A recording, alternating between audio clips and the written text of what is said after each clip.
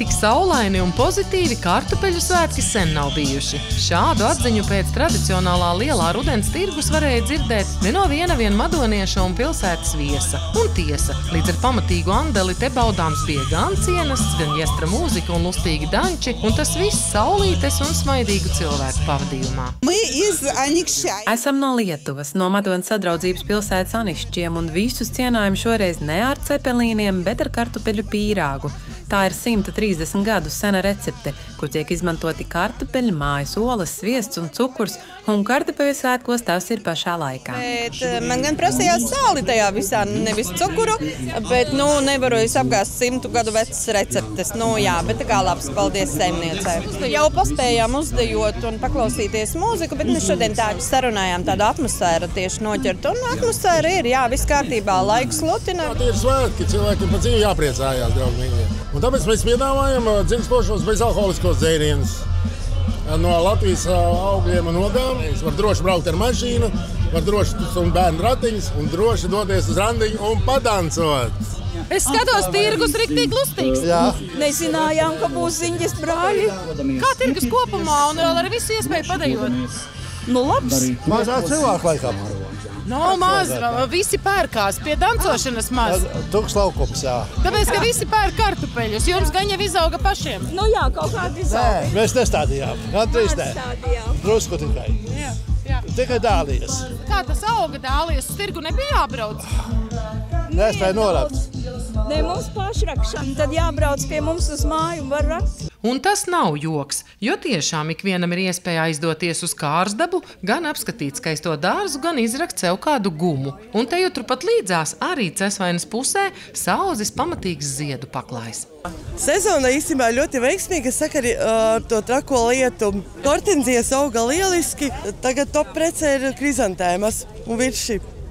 Tas laikam tāpēc, ka svecīšu vakari nāk. Svecīšu vakari un arī tāpat cilvēki mājas grib izdekorēt. Līdztekus ziediem, āboliem un dzērvenēm piedāvājam arī amatnieku ražojumi un lielākā daļa patiešām ar savu īpašo stāstu. Mums ir jaunums ar baziliku, tas ir interesanti.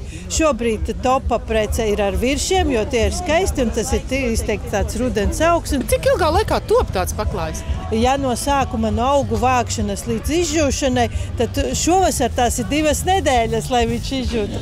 Bet tā pati aušana, tas ir tāds, metru var uzaust pa pusotru stundu. Kamēr vairāk nekā 200 tirgotāji andelē, tikmēr pircēji bauda atmosfēru un meklē, kas kuram nepieciešams. Man patīk, man vienmēr tirgi ir patikuši. Kas ir tas foršākais tirgos? Viss kaut ko redzēt. Man, protams, pievelk vairāk vecas mantas.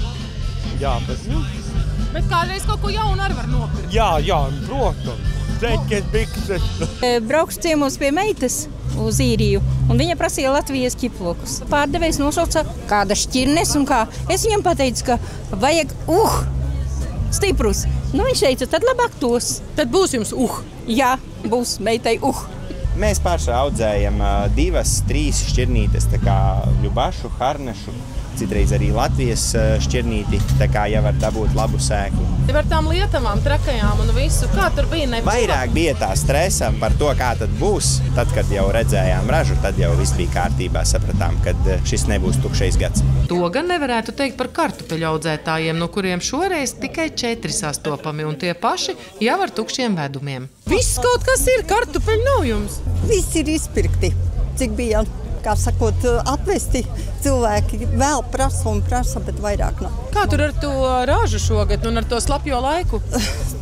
Diezgan bēdīgi, kā jau visiem, jo mums bija Kalniņā, tad uz leju jau bija arī papūši, bet kas Kalniņā tie bija paauguši labi. Bet vēl neesam izšķirojuši, ja paliks pāri, jo jāatstā arī pašiem sev, un tad jau varbūt arī paliks citiem. Jācer, ka paliks, jo Zvankalna audzētie kartupeļi Madonas pusē tiešām ir cieņā.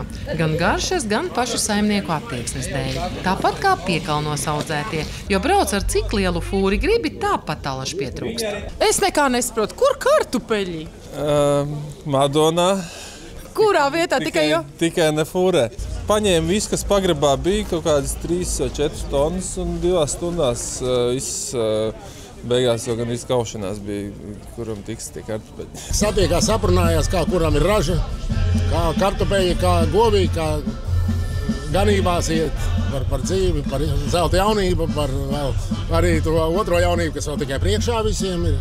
Mums jau tik jauki, tik kolosāli cilvēki mūsu Latvijā dzīvo. Un šeit beidzot satiekamies.